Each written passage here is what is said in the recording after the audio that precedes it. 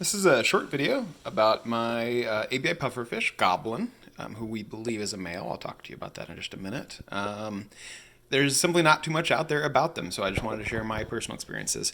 We've had him for about 4 years, and he was slightly smaller than this when we got him, maybe 30% smaller.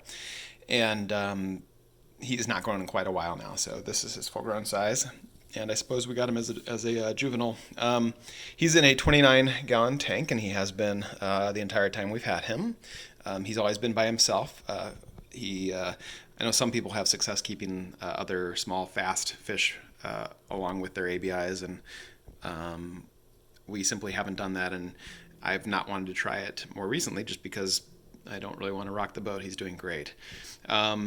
Water quality 72. I use my mid-Missouri tap water. It's pretty average tap water, dechlorinated, of course. And he's never really had any problems as far as I could tell health-wise.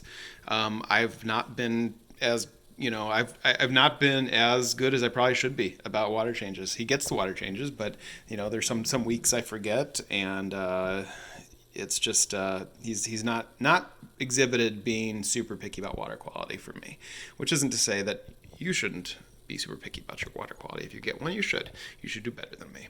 But he's been doing fine. He is very interactive. He sees when I am opening up the freezer. It's about 20 to 30 feet away from where he is, and when I open the freezer, he gets very excited and comes up to the front of the tank and swims around excitedly.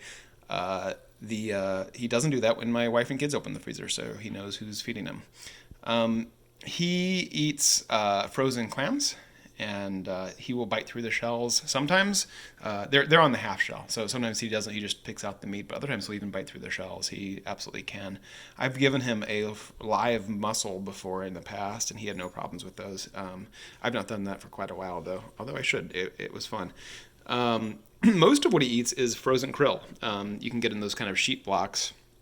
I drop them in there still frozen. I take off like a chunk, like a 3/4 inch chunk, and drop it in, and he bites right through it.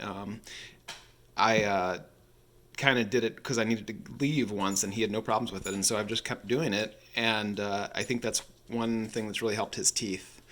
So I've had no issues with his teeth whatsoever. You can see he's got just a little beak. It's mostly pretty flat there, so between the clamshells and the frozen krill, there's been no problems. There used to be some trumpet snails in here when he moved in. They were quickly quickly exterminated. And sometimes, if I move in plants that have snails on them, there'll be snails, but not for very long.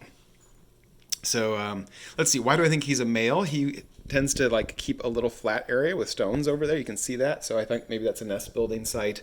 And somebody else, Pufferella on YouTube, said that hers did that also, and she thought that it was because it was a male. So that could be. That's, I guess, my best guess as well, but it's just a guess. I really don't know for sure. I've not seen him puff up very much. He's done it maybe twice in the 4 years we've had him, and both seem to be kind of random, not caused by anything. So I don't know if he was just stretching those muscles or what that was about.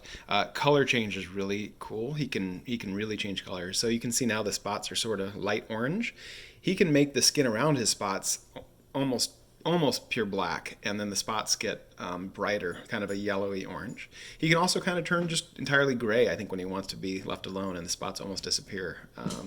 Doesn't do that too often, but he can really lighten and darken, and it's pretty cool to watch. So Goblin's been a great pet. Everybody really enjoys him. He's been pretty easy to take care of and pretty inexpensive to feed.